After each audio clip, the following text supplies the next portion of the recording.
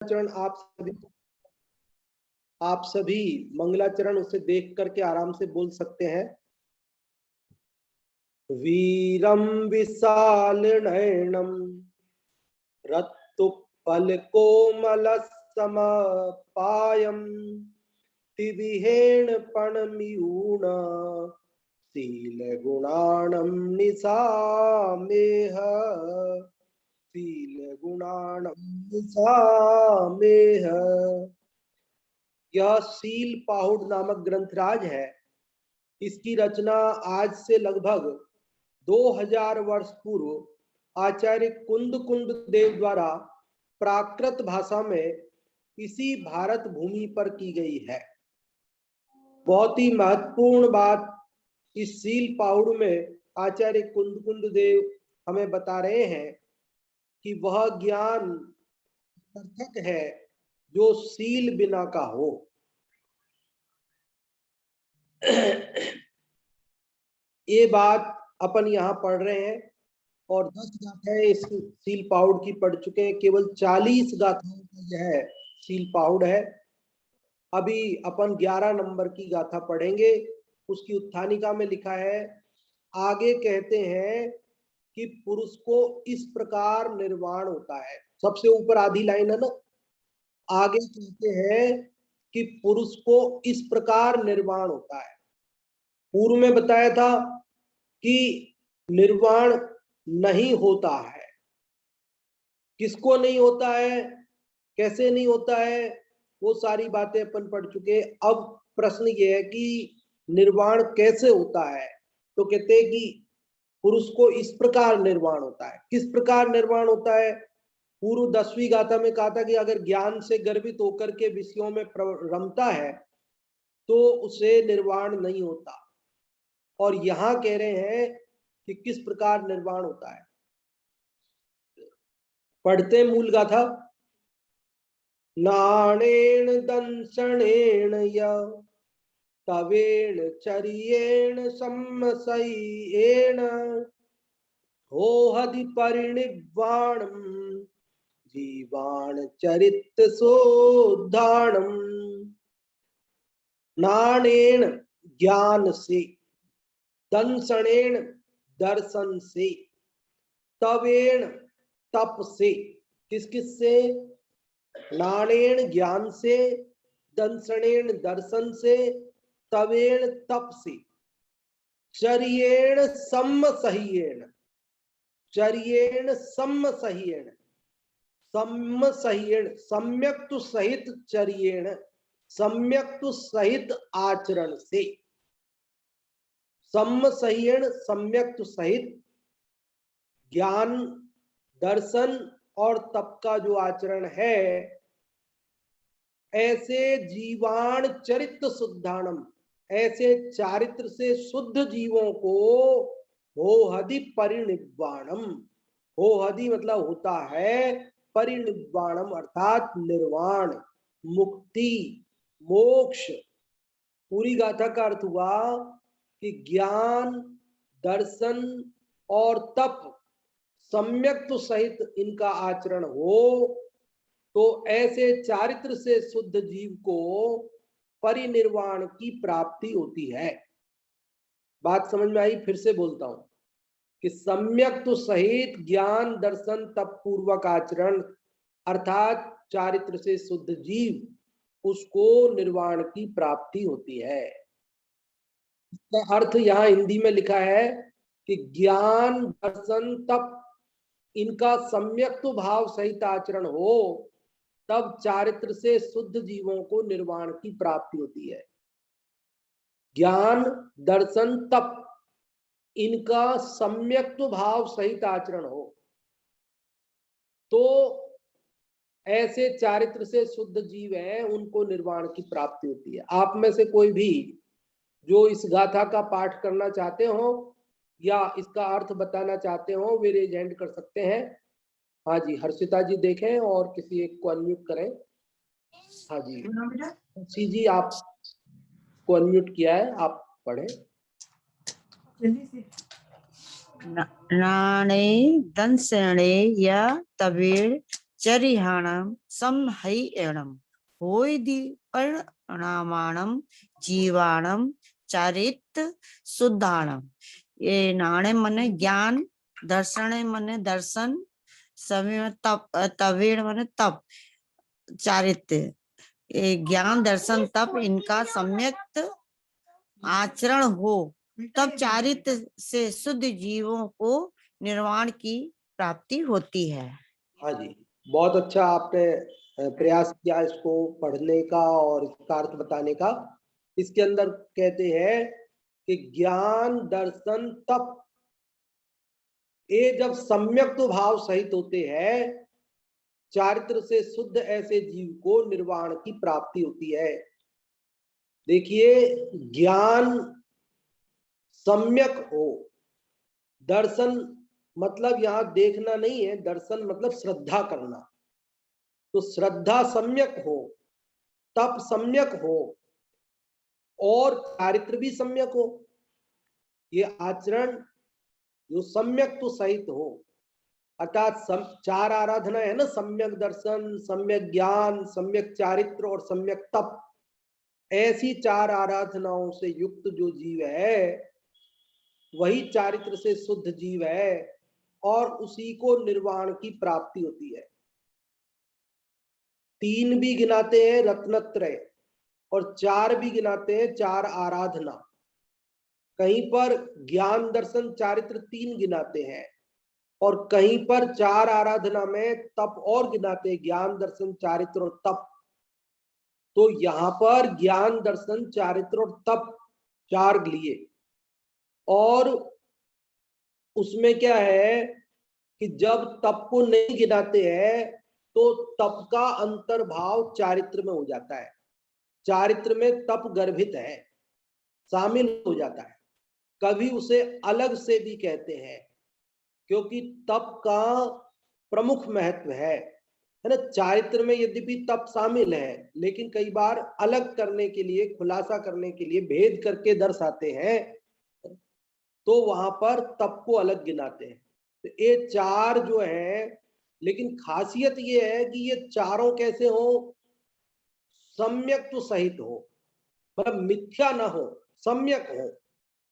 जब सम्यक होंगे तो इन चारों का एक नाम होगा शील।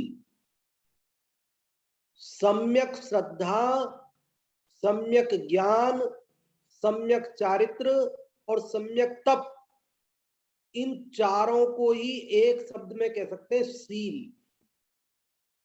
और इस शील से जो सहित जीव है उसे परिनिर्वाण की प्राप्ति होती है, मुक्ति की प्राप्ति होती है। इस गाथा में एक शब्द नहीं लिया शील, बल्कि शील को भेद करके उन्होंने समझाया कि सम्यक तो सहित दर्शन, सम्यक तो सहित ज्ञान, सम्यक तो सहित चारित्र, सम्यक तो सहित तप। और इस प्रकार से जो जीव है उसको निर्वाण की प्राप्ति होती है, वो चारित्र से शुद्ध है, वही शीलवान है, ऐसा समझना चाहिए। इस गाथा का जो भावार्थ है वो भी छोटा सा है, केवल 1.5 लाइन का। आप में से कोई यदि इसे पढ़ना चाहते हैं तो आप पढ़ सकते हैं। हाँ जी, हर्षिता जी किसी एक को अनम्यूट कर दें।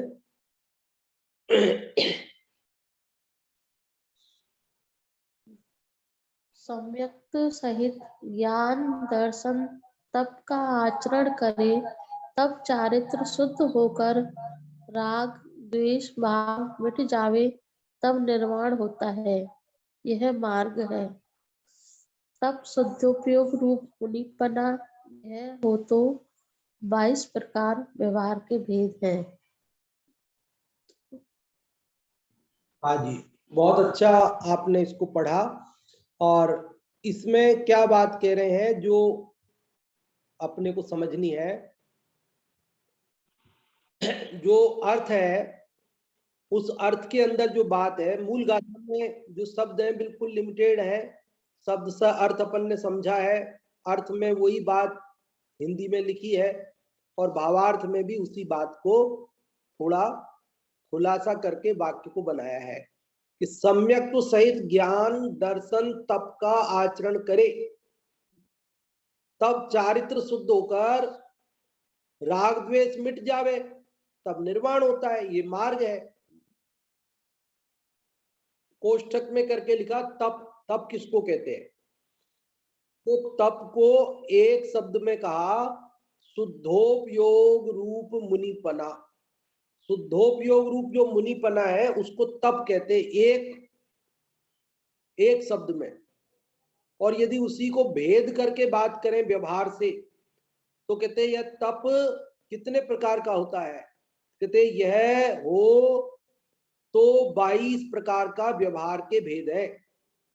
ये तप जो शुद्धोपयोग रूप मुनिपना हो, तो ये यहाँ 22 प्रकार व्यवहार के भेद है, ऐसा लिखा है ना। लेकिन जो लिखा है वही मुझे पढ़ना था, लेकिन मेरे विचार से यहाँ ये अशुद्ध छप गया है। ये तप के व्यवहार से 22 भेद नहीं होते, बल्कि 12 भेद होते हैं। हमारी जानकारी में तो 22 भेद नहीं है। यदि आप लोगों के किसी की जानकारी में 22 भेद आए तो आप हमें भी इस YouTube पर कमेंट में लिख करके हमें बताएं। आज नहीं तो जब भी आपको ख्याल में आए तो हमको भी पता चले। बाकी अभी हम 12 भेदों की चर्चा करेंगे, क्योंकि तप के 12 भेद प्रसिद्ध है ना। तप चाहे सुर राय, करम शिखर को वज्र है, द्वादश विधि सुखदाय, क्यों न करे निज सकति सम। तो द्वादश विधि सुखदाय, द्वादश विधि, द्वादश मतलब 2 और 10, द्वादश 2 और 10, 12 भेद है। ऐसे 12 प्रकार का तप। तो 12 प्रकार का जो तप है उसके 6 अंतरंग और 6 बहिरंग, ऐसे 12 भेद होते हैं। तप के मूल में कितने भेद? 2 भेद। कौन कौन से? एक अंतरंग तप और दूसरा बहिरंग तप। अंतरंग तप के कितने भेद? 6 भेद। और बहिरंग तप के कितने भेद? 6 भेद। तो इस प्रकार से कुल कितने भेद हो गए? 12 भेद। तो 6 अंतरंग और 6 बहिरंग कौन कौन से हैं पहले मैं बता देता हूं, फिर बाद में हो सकता है आप लोगों को पूछ ले, इसलिए आप ध्यान से सुन लीजिए। अंतरंग, पहले बहिरंग बता देता हूं, स्थूल से सूक्ष्म की ओर चलते हैं। अनशन, अवमोदर्य, वृत्ति परिसंख्यान, रस परित्याग, विविक्त संयासन और काय क्लेश। इस प्रकार 6 भेद हैं बहिरंग तप के। बहिरंग तप के 6 भेद कौन से? फिर से बोलता हूं। अनशन, पहला क्या है? अनशन।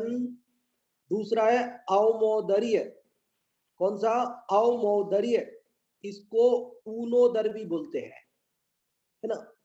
अभी इनका सामान्य अर्थ भी मैं बता दूंगा आपको। तीसरा है विविक्त संयासन। चौथा रस परित्याग,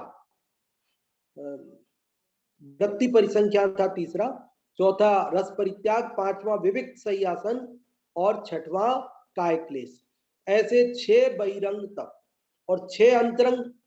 प्रायश्चित, विनय, वैयावृत्य, स्वाध्याय, व्युत्सर्ग और ध्यान। इस प्रकार से 6 बहिरंग तप है, अंतरंग तप है।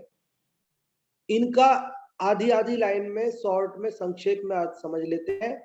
अनशन मतलब अन मतलब नहीं, असन मतलब भोजन। अन असन, भोजन नहीं करना, मतलब पूरी तरह भोजन का त्याग कर देना। 4 प्रकार के आहार का पूरी तरह त्याग कर देना, वो है अनशन। अनेक प्रकार से उसकी चर्चा अपन करते हैं, तो अनशन पे ही अपन 1 घंटे चर्चा कर सकते हैं, लेकिन अपने को तो संक्षेप में इस बात को समझना है। तो अनशन को दूसरे शब्दों में हम उपवास भी बोलते हैं। उपवास करते हैं ना, उपवास, उस दिन अपन कुछ खाते पीते नहीं है, तो ये अनशन कहलाता है। और दूसरा है अवमोदर्य। अवमोदर्य को ऊनोदर भी बोलते हैं, और आजकल अपन व्रत बोलते हैं उसको। एक तो व्रत करते, एक उपवास करते हैं। अब सबके इलाके में कुछ अलग भी बोलते होंगे, लेकिन सामान्यतया इस प्रकार से बोलते हैं कि बिल्कुल खाना नहीं खाना है अपने को कुछ भी, तब तो अपन बोलते हैं मेरा उपवास है। और जब अपन दिन में एक बार भोजन करते हैं तो हम बोलते हैं मेरा व्रत है। जब दिन में एक बार भोजन करते तो हम उसे उपवास नहीं बोलते, और जब हम बिल्कुल भी भोजन नहीं करना हो तो उसे हम व्रत नहीं बोलते, बल्कि हम उसको उपवास बोलते हैं। तो आप जैसे भी उसका अर्थ समझ में बैठे आप समझ लीजिए, अनशन मतलब बिल्कुल भोजन नहीं करना, अवमोदर्य मतलब ऊनोदर, ऊनोदर मतलब क्या, ऊन, ऊन मतलब कम, और उदर मतलब पेट, पेट की जो क्षमता है, भूख जितनी है उससे कम भोजन करना, उसे कहते हैं ऊनोदर। किसे कहते हैं ऊनोदर? भूख जितनी हो, पेट की जितनी क्षमता हो, उससे कम भोजन करना, बोलते ना 49, 39, 29। तो ये क्या है कि 30 में थोड़ा सा कम, 40 में थोड़ा सा कम, 50 में थोड़ा सा कम। जैसे ऊन उदर मतलब, उदर मतलब पेट की क्षमता से थोड़ा सा कम भोजन करना, वो है ऊनोदर। मतलब रोज यदि अपन 4 रोटी खाते हो तो 3 ही खा लेना, ये हो गया ऊनोदर। ठीक है, वो भी एक बार दिन में, बार बार नहीं। लेकिन अपन करते तो हैं दिन में एक बार, लेकिन वो ऊनोदर करते हैं कि दूनोदर, ये अपने को सोचने की बात है। आचार्य ने तो लिखा है कि भाई भूख से कम भोजन करना चाहिए। तो हम क्या करते हैं कि जिस दिन हमारा एकासन होता है, व्रत होता है, उस दिन हम भूख से कम भोजन नहीं करते, बल्कि भूख से कुछ ज्यादा ही भोजन करते हैं। वैसे तो हम खुद ही होशियार है, अगर रोज 4 रोटी खाते हो तो उस दिन 5 खाएंगे। लेकिन दूसरे लोग भी हमारा साथ देते हैं, हमारे मित्रगण, परिवार के लोग, हमारे घर के बच्चे बड़े सब, अरे आज तो तुम्हारा व्रत है, एक रोटी तो और चलेगी। और रोटी क्यों चलेगी? जब व्रत है तो बाटी बनेगी, गरिष्ठ भोजन बनेगा। और फिर रोज तो जैसे 10 बजे भोजन कर लिया जाता है, तो उस दिन क्या किया जाएगा? जिस दिन एकासन होगा, व्रत होगा, उस दिन 10 बजे नहीं किया जाएगा। वो कहेंगे आज तो मेरा व्रत है, अभी अभी थोड़ी भोजन करूंगा मैं। तो कब करोगे भाई? रोज तो 10 बजे करते हो, आज क्यों नहीं करोगे 10 बजे? कि नहीं नहीं आज मेरा व्रत है। तो क्या व्रत है? 10 बजे नहीं करने का व्रत है? नहीं नहीं, दिन में एक बार करना है, तो एक बार करना है तो कर लो अपने टाइम पे भाई। बोले नहीं, आज व्रत है ना, अभी से 10 बजे कर लूंगा तो फिर भूख लग जाएगी। तो फिर क्या करते हैं कि 10 की बजाय 12, 1 बजे, 2 बजे भोजन करेंगे। मतलब आधा इधर से धक्का दो और आधा उधर से, बीच में लापट को उसको, ना सुबह का रहे ना शाम का, बीच में लाके पटक देते हैं। मतलब सुबह से पहले ये विकल्प कि हमें भोजन बाद में करना है, बाद में करना है, ऐसे करके दिन भर भोजन नहीं करने के दिन भी हम भोजन को ही याद किया करते हैं। देखो जो करते हैं, जितना करते हैं सो अच्छा है, उसके लिए मना नहीं है, उसकी निंदा नहीं है, उसकी मजाक नहीं है। लेकिन इतनी बात समझना कि यदि हम विधि पूर्वक करते हैं तो उसका विशेष फल होता है, विधि पूर्वक करने का विशेष लाभ होता है। विधि पूर्वक करने के लिए ही शास्त्रों में इनकी विधि बताई गई है। अब बात चली है तो एक बात और कह देता हूं कि जो व्रत आदि, उपवास आदि की बात है, ये पर्व तिथियों में करने के लिए विशेष रूप से कहा गया है। वैसे तो कोई कभी भी करो, है ना, जितना करो जब करो, उसका कोई निषेध तो नहीं है। लेकिन पर्व तिथियों में अष्टानिका साल में 3 बार आते हैं, 10 लक्षण 3 बार आते हैं, और शाश्वत तिथियां हमारी जो हर महीने में 4 बार आती है। परब चतुष्टय माही पाप तज प्रौषध धरिए। प्रौषधोपवास की बात वहां पर 48 घंटे 72 घंटे आहार का 4 प्रकार के आहार का त्याग किया जाता है। तो इस प्रकार से पर्व चतुष्टय क्या है? 2 अष्टमी और 2 चतुर्दशी, हर महीने में 4 पर्व है। तो कई लोग क्या करते हैं कि अपनी जो पर्व तिथियां हैं अष्टमी चौदस, उनमें तो नहीं करते हैं और कभी भी कर लेते हैं। तो कभी भी करने की अपेक्षा पर्व तिथियों में करना ज्यादा श्रेष्ठ माना गया है। वैसे अगर हमें पर्व तिथियों में, अब आजकल नौकरी पेशा, दुकान धंधे, बच्चे स्कूल पढ़ाई इत्यादि में बिजी रहते, व्यस्त रहते हैं और कदाचित वे पर्व तिथि में नहीं कर पाते हैं और वे उनके अवकाश के दिन करते हैं, मान लीजिए रविवार संडे वगैरह जिस दिन उनकी छुट्टी हो, तो उसमें भी हमें कोई आपत्ति नहीं है।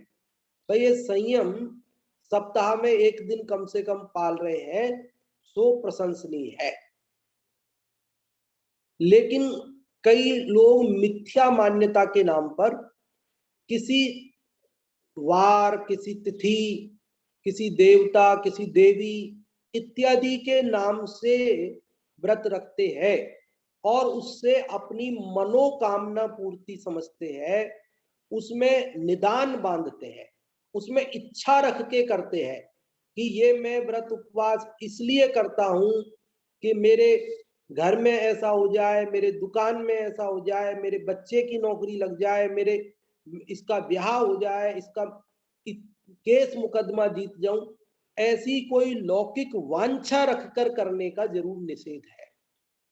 कोई वांछा रखकर, कोई रागी द्वेषी देव देवी इत्यादि की मन्नत आदि मानकर अपने चित्त में व्रत उपवास आदि करना, उनका जरूर निषेध किया गया है जैन दर्शन में, क्योंकि इच्छा रखना वह पाप रूप है। निर्वांछक भाव से, बिना किसी लौकिक कामना से व्रत उपवास आदि करने की बात है। अभी इस बात को और जल्दी से आगे बढ़ाते हैं। अनशन हो गया, अवमोदर्य हो गया, वृत्ति परिसंख्यान। वृत्ति परिसंख्यान क्या है कि जब भोजन के लिए, आहार के लिए मुनिराज जाते हैं तो वे कोई अटपटी प्रतिज्ञा लेकर जाते हैं और वो प्रतिज्ञा यदि पूर्ण हो तो ही वे आहार लेते हैं, अन्यथा नहीं लेते हैं। ये उनका वृत्ति परिसंख्यान नाम का तप है।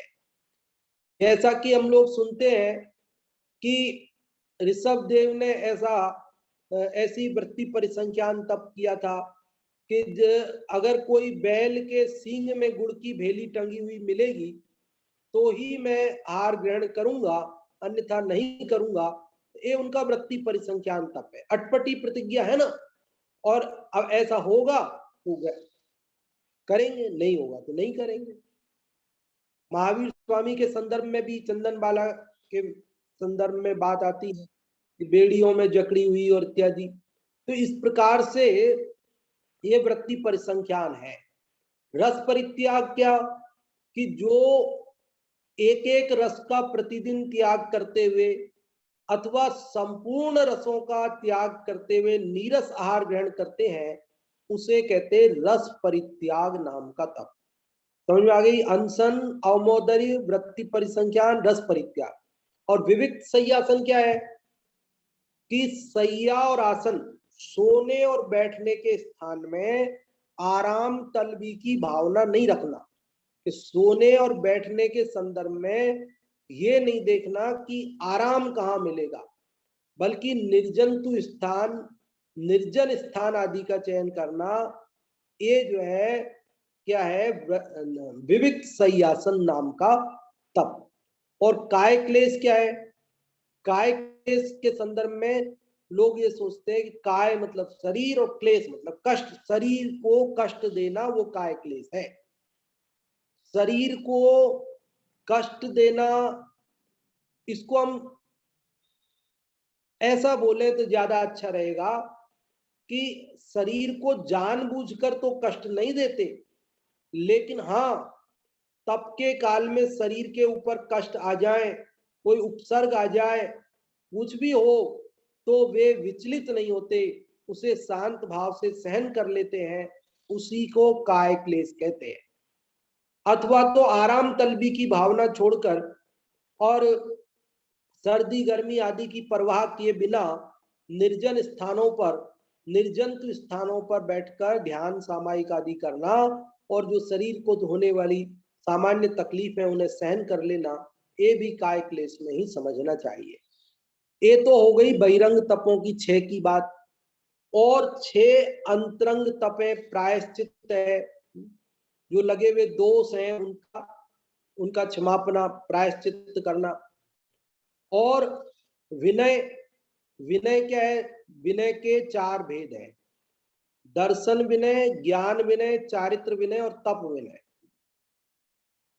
उपचार विनय, ज्ञान विनय, दर्शन विनय, चारित्र विनय और उपचार विनय।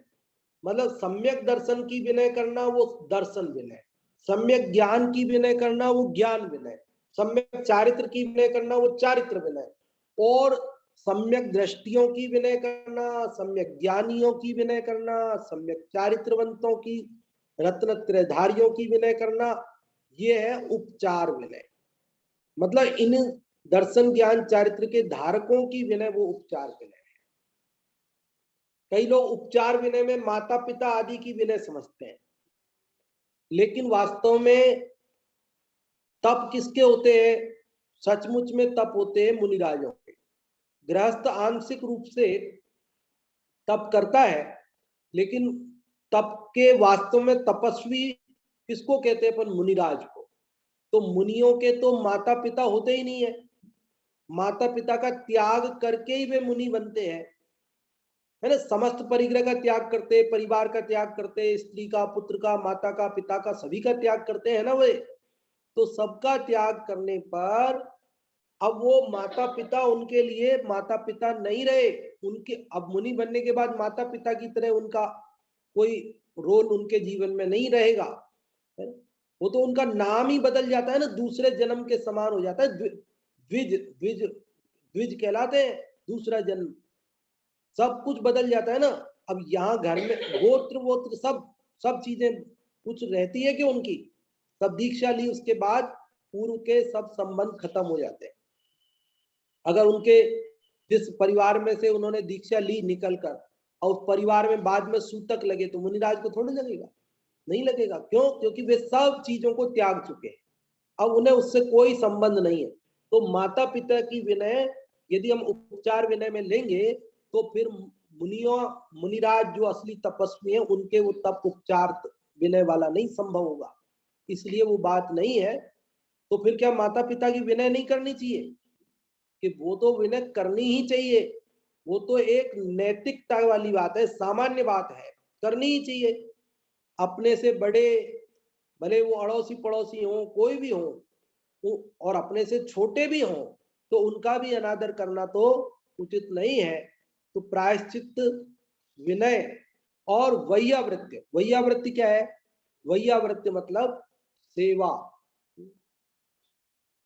मुनिराज आदि जो थक गए हों, उनका रोगी हो, बीमार हो, वृद्ध हो, जिसके कारण से उनका उपयोग ध्यान में मन नहीं लग रहा हो, तो उनकी सेवा करना, उनके हाथ पैर आदि भी दबा देना, उनको इत्यादि रूप से उनकी सेवा करना, वो सब वैयावृत्ति में आता है। लेकिन केवल ऐसे ही वैयावृत्ति के नाम पे भी काफी कुछ भ्रम भी चलता है जगत में, तो ऐसा भी नहीं समझना चाहिए। उसका सही सम्यक स्वरूप शास्त्र के आधार से अपने को समझना चाहिए।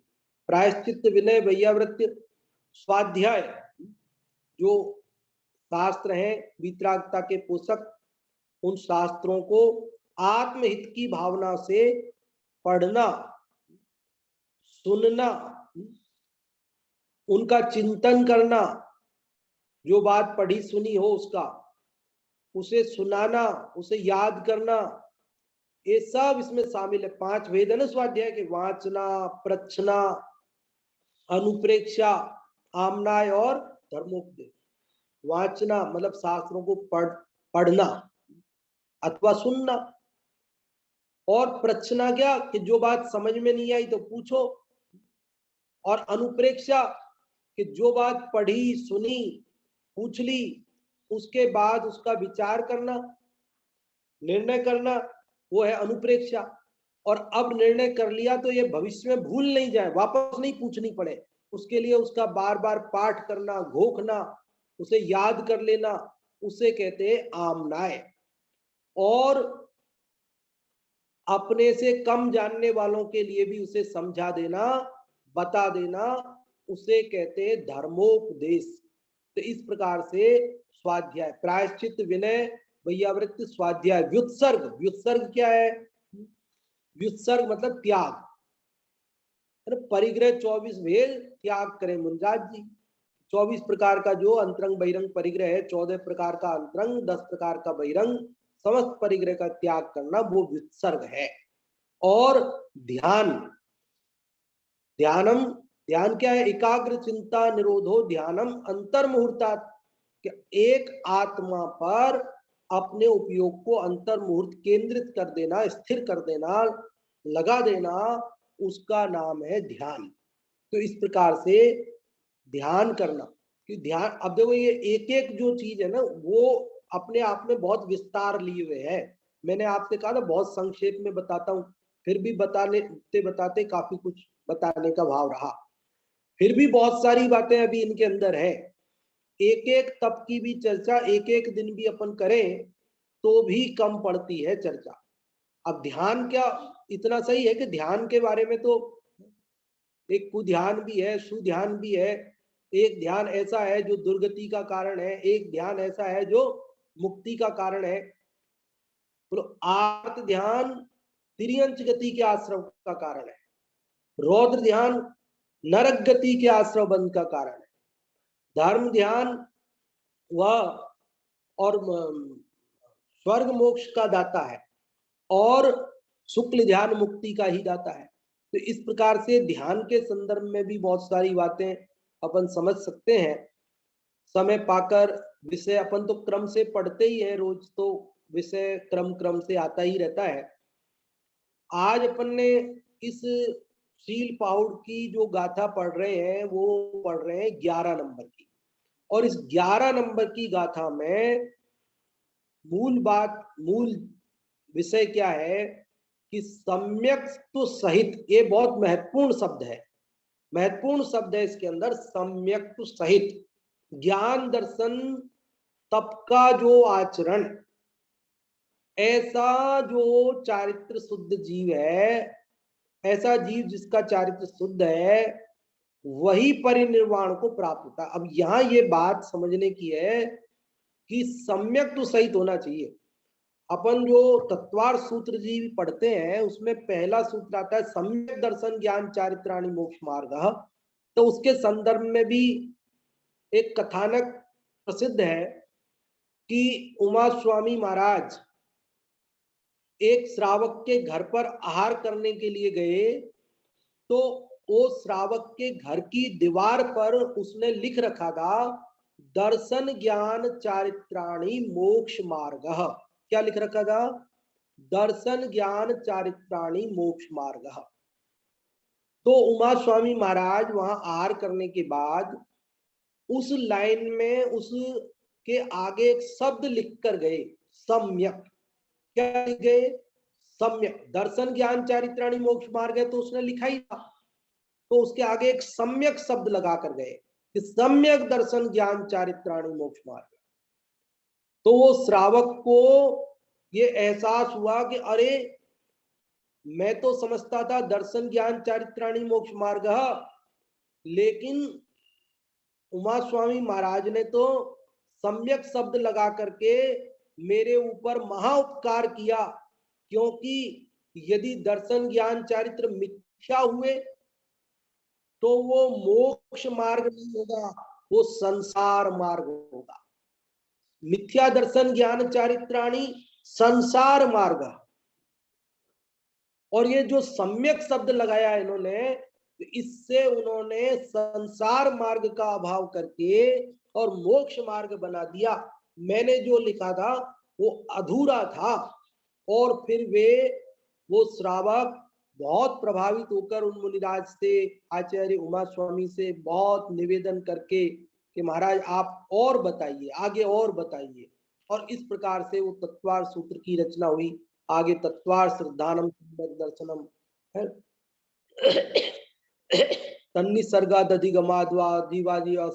सारे सूत्र आगे से आगे क्रम से जुड़ते गए। ऐसा महाशास्त्र तत्वार सूत्र बनता गया। तो उस तत्वार सूत्र में भी सबसे पहले शब्द क्या लगाया? सम्यक दर्शन ज्ञान चारित्र्य। तो इस 11वीं गाथा में भी ये बहुत महत्वपूर्ण शब्द है, सम सही है। देखो, लोग ज्ञान पर ध्यान देते हैं, उसके महत्व को समझते हैं, लेकिन कह रहे वो ज्ञान कैसा है, सम्यक है कि मिथ्या है? यदि सम्यक है तब तो निर्वाण का कारण है, मिथ्या है तो संसार का कारण है। देखो, ज्ञान होने मात्र से मुक्ति नहीं होती है। ज्ञान पूर्वक शील, ज्ञान पूर्वक आचरण, सम्यक ज्ञान हो तब मुक्ति होती है, तब संसार कटता है। बाकी तो सम्यक नहीं हो तो ज्ञान जी का जंजाल भी बनता है।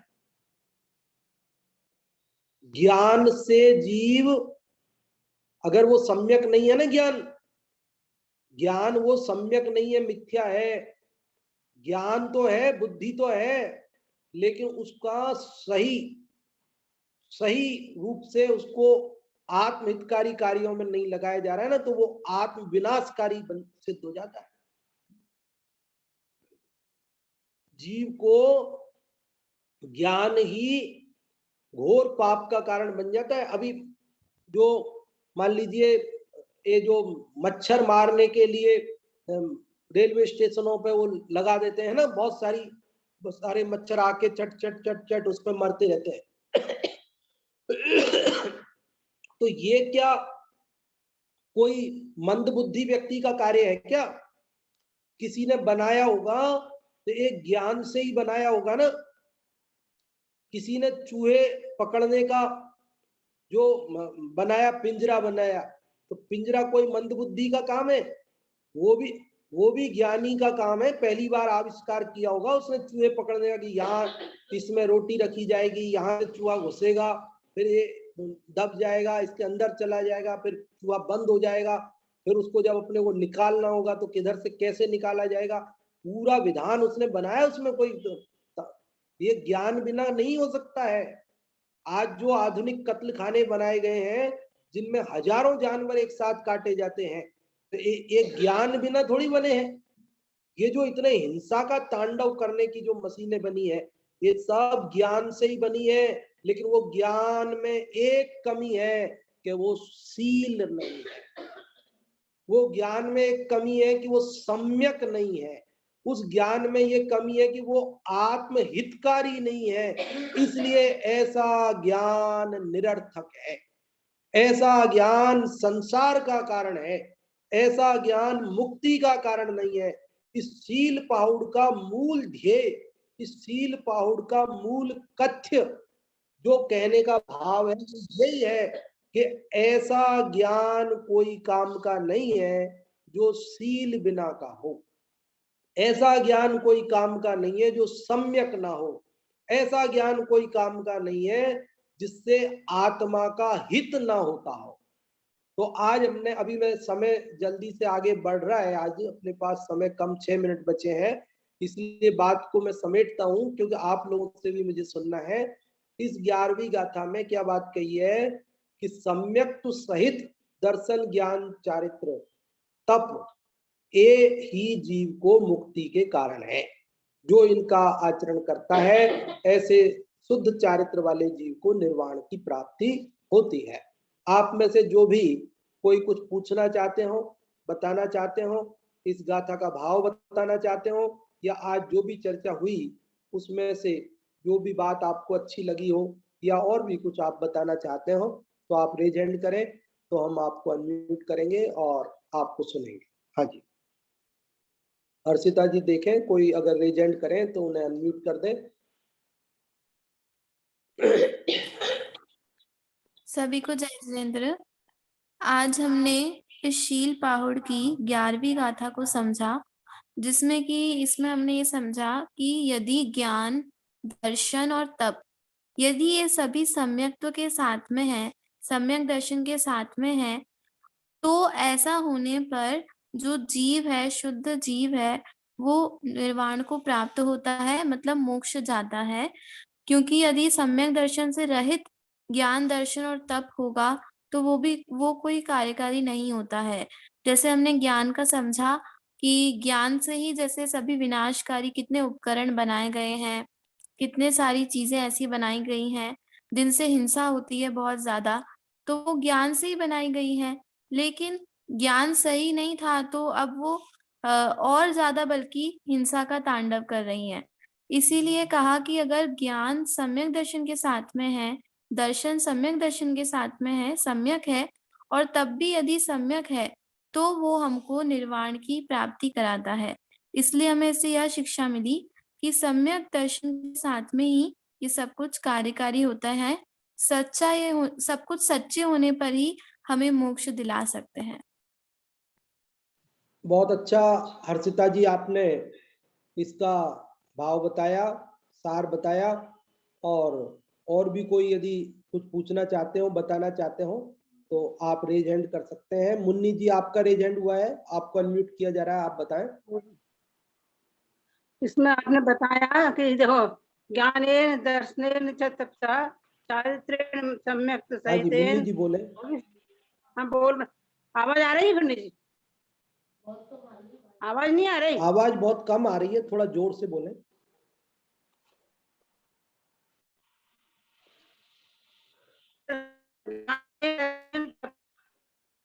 सम्यक सहितेन परिनिर्माणम जीवानाम चेतनाम।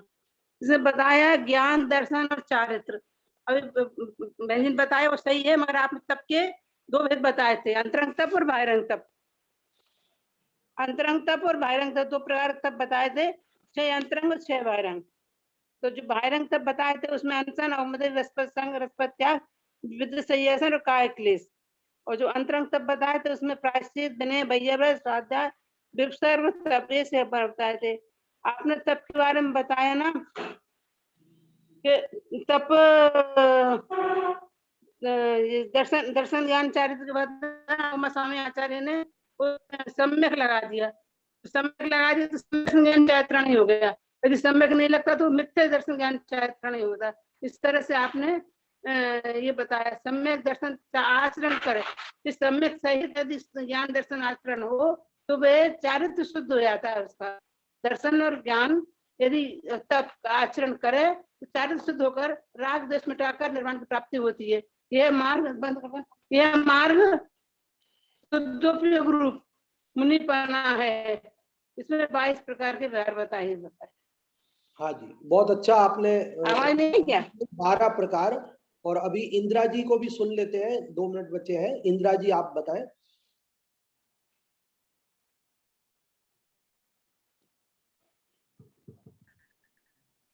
ये पूछना था पंडित जी साहब कि ये 12 प्रकार के तप बताए हैं ना, तो ये मुनिराज की अपेक्षा से खास तौर से आवाज आ रही है?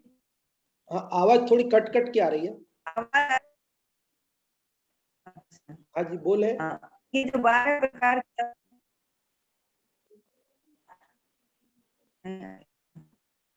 हाँ जी, ये जो 12 प्रकार के आए क्या?